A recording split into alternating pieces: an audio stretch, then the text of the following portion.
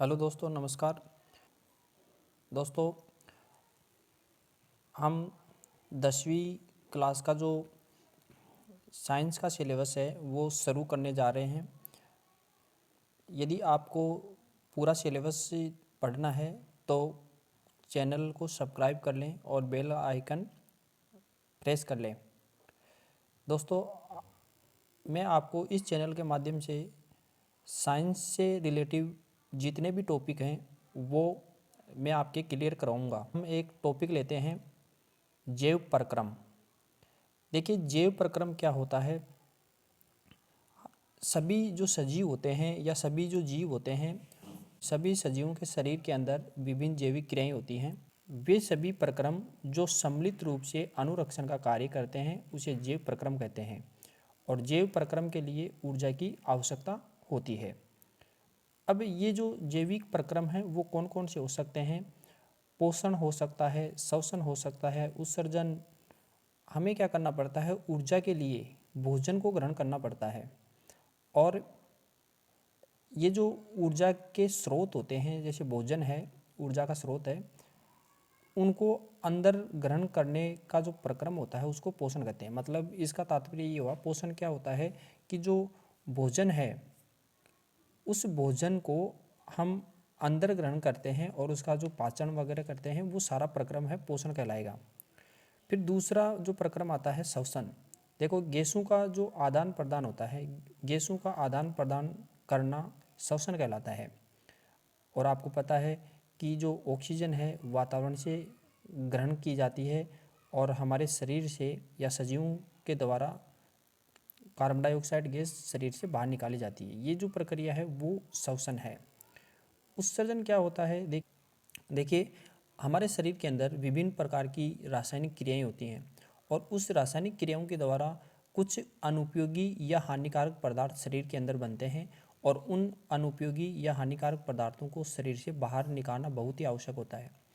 तो ये जो बाहर निकालने की जो प्रक्रिया होती है उसको हम उत्सर्जन कहते हैं।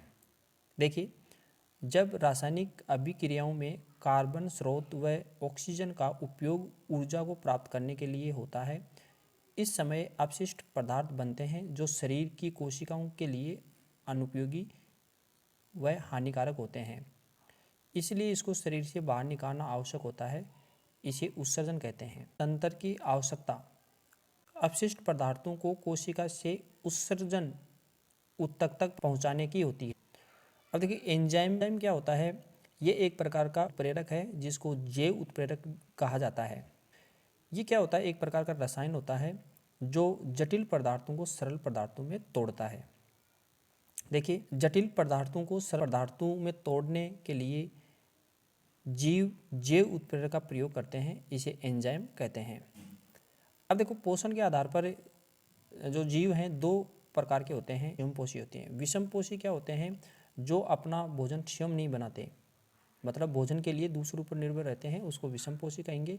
और स्वयंपोषी कौन से होते हैं, जो अपना भोजन स्वयं बनाते हैं, मतलब प्रकाश संश्लेषण के द्वारा वो खुद अपना भोजन बना लेते हैं, उसको स्वयंपोषी कहा जाता है। जैसे हरे पादप हैं, नील हरी शैवाल वगैरह हैं जिसमें क्लोरोफिल पाया जाता है, जिससे ये प्रकाश संश्लेषण की क्रिया द्वारा स्वयं अपना भोजन बनाते हैं।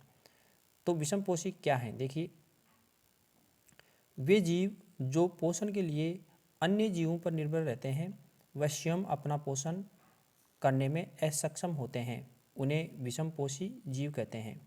मतलब खुद अपना भोजन नहीं बना सकते तथा जीवों द्वारा भोजन ग्रहण करने व उसका उपयोग करने के ढंग पर पोषण निर्भर करता है। विषमपोषी के कुछ उदाहरण हैं, जैसे फफूंद है, कवक है, मशरूम है।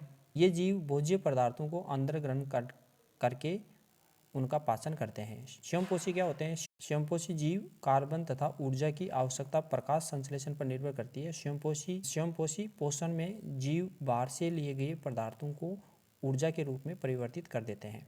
देखिए, प्रकाश संश्लेषण क्या होता है। वायुमंडल में उपस्थित कार्बन डाइऑक्साइड गैस और जो पादप की जो पत्ती होती है उसमें उपस्थित जल, क्लोरोफिल सूर्य के प्रकाश की उपस्थिति में ग्लूकोज में बदल जाते हैं या कार्बोहाइड्रेट में बदल जाते हैं। इस प्रक्रिया को प्रकाश संश्लेषण कहा जाता है।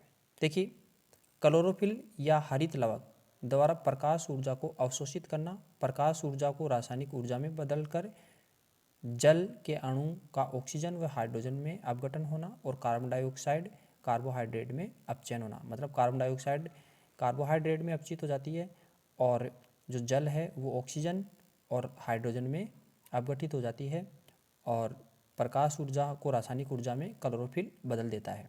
मरुद्भिद पौधे रात्रि में कार्बन डाइऑक्साइड लेते हैं व एक मध्यस्थ उत्पाद बनाते हैं। मरुद्भिद पौधे दिन में क्लोरोफिल ऊर्जा अवशोषित करके अंतिम उत्पाद बनाते हैं। मतलब जो